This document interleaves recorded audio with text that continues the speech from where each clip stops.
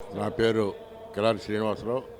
భారతీయ జనతా పార్టీలో 30 సంవత్సరాల నుంచి సాధారణ కార్యకర్తగా పనిచేస్తూ ఈరోజు ఎన్టీఆర్ జిల్లా జనరల్ సెక్రటరీగా పనిచేస్తున్నాను.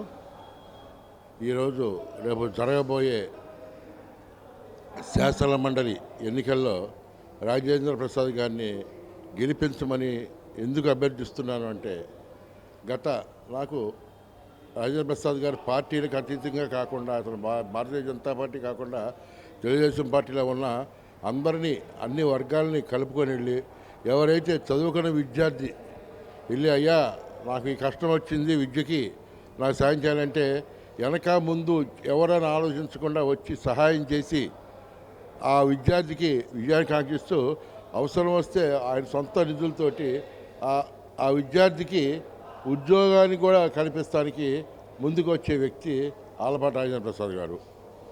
ఇదే కాకుండా వారి తండ్రి గారు ఆలపాటి ధర్మారావు గారు కూడా చాలా మందికి రైతువారీగా కాకుండా చాలామందికి, ఒక రైతులకేంటి, అక్కడ జనాల చుట్టుపక్కల ప్రజలకేంటి, అన్ని రకాలుగా సహాయం చేసిన కుటుంబం ఆ కుటుంబం. వీళ్ళ అక్కయ్యకి ప్రపంచ స్థాయి కౌన్సిల్లో కూడా వారు పనిచేశారు.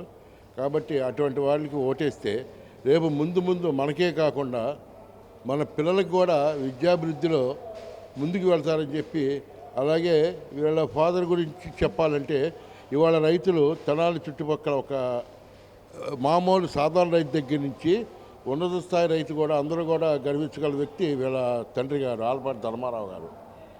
కాబట్టి వారికి ఓటేస్తే మనందరికీ కూడా, మన కుటుంబాలకి, మన స్థానిక, మన చుట్టుపక్కల ప్రజలందరికీ కూడా మంచి జరుగుతుందని ఆశిస్తూ నేను వారికి ఓటే మంచిగా అభ్యర్థిస్తున్నాను. నాకు ఈ అవకాశం ఇచ్చిన మీ అందరికీ ధన్యవాదాలు.